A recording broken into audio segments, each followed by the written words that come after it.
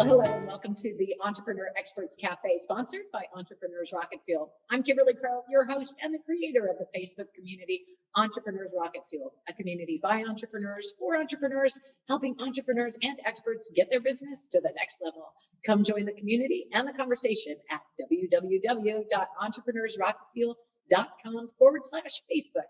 Today, I'm going to interview Deb Goldberg, Dr. Deb, if you will. Dr. Deb is an expert on behavior, and she is a wonderful international public speaker. Deb, welcome to the program. Thank you, Kimberly. How do you do that with just two breaths? That's what I want to know.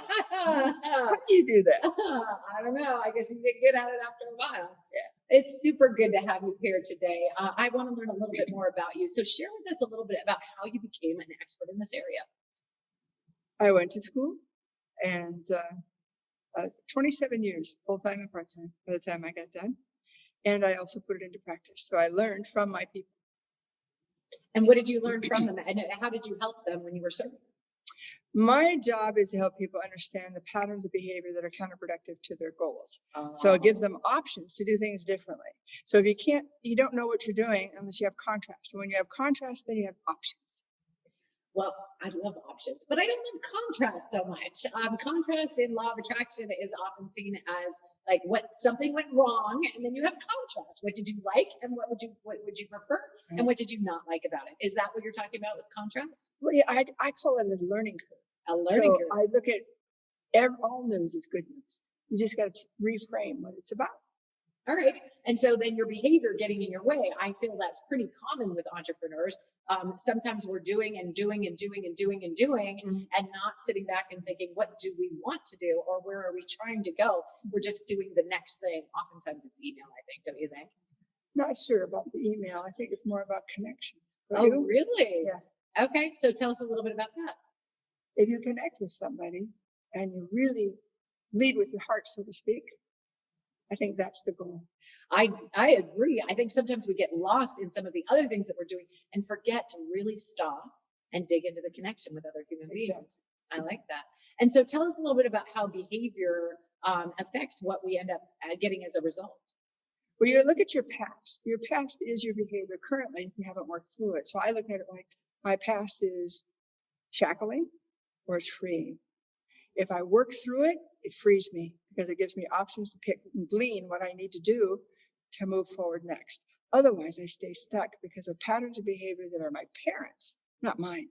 And they pass it on gladly because that's all they know. But it doesn't fit for me. So then I have to figure out who am I in the process of learning, let's say, through deduction, through pain, through alcohol, through drugs. Who the hell am I? And so when you look at the behavior that you do in order to be who you are, eventually you emerge if you do the work. Wow. I think that's very powerful. And as parents, I'm a parent myself, and I know that most parents, their goal is just to keep their kids from hitting walls, right? Like, yeah. I don't want you to run off or over cliffs, right? I don't want you to run over that cliff. I don't want you to make the same mistakes I made. I don't want you to have that experience that I had that wasn't so positive for me. But as individuals, we need to have those experiences and see those challenges for ourselves to solve them our own way instead of the way our parents did. Is that true? Yes, it builds confidence, it builds competence, and it makes risk easier, because if we don't risk, we're not living, in my opinion. It's really interesting. I think there was a study done on millennials that got cell phones.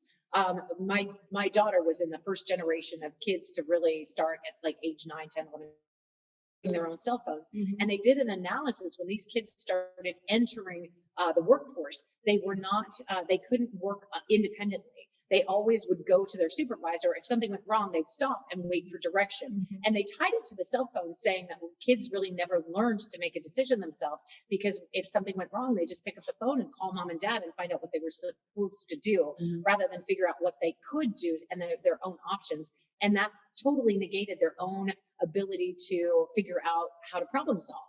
Do you agree with that? Do you think that that's tied to it? Do you think it's a big force or a little one?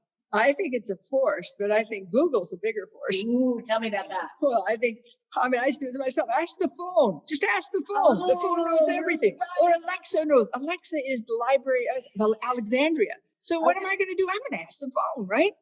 That's right. I used to call it Uncle Google. Let's ask him. Yeah, right. Right. So your parents do have influence. Don't get me wrong.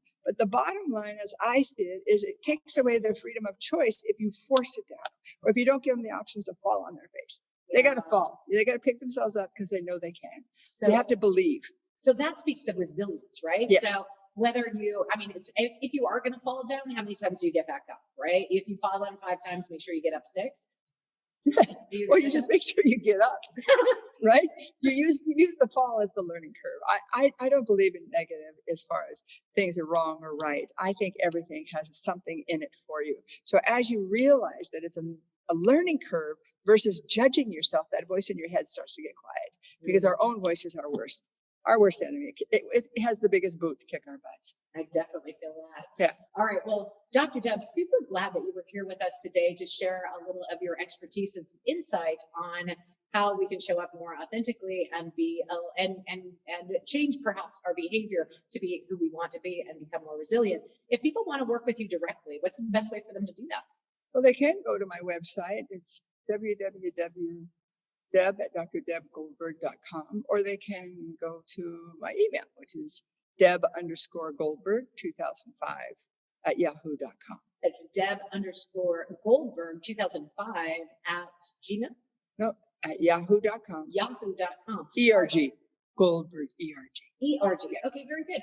Perfect. All right, ladies and gentlemen, this has been another episode of the Entrepreneur Experts Cafe. Dr. Deb, so glad you could have been here, could be here with us today. And before we let you go, any final words for our crew? Well, I could give you a zinger here. What doesn't heal? Let's see. If you don't heal what hurt you, you'll bleed on those that didn't cut you. Ooh. How's that? I want to hear that again. If you don't heal what hurt you, you'll bleed on those that didn't cut you. Oh, I know that's true. I've seen it happen both with myself and with others that I know and love. So thank you very much for those words of wisdom. It was a pleasure to have you. All right, ladies and gentlemen, this was another episode of Entrepreneur Experts Cafe. We'll see you next time. I'm Kimberly Crow. Cheers. Thank you, Kimberly.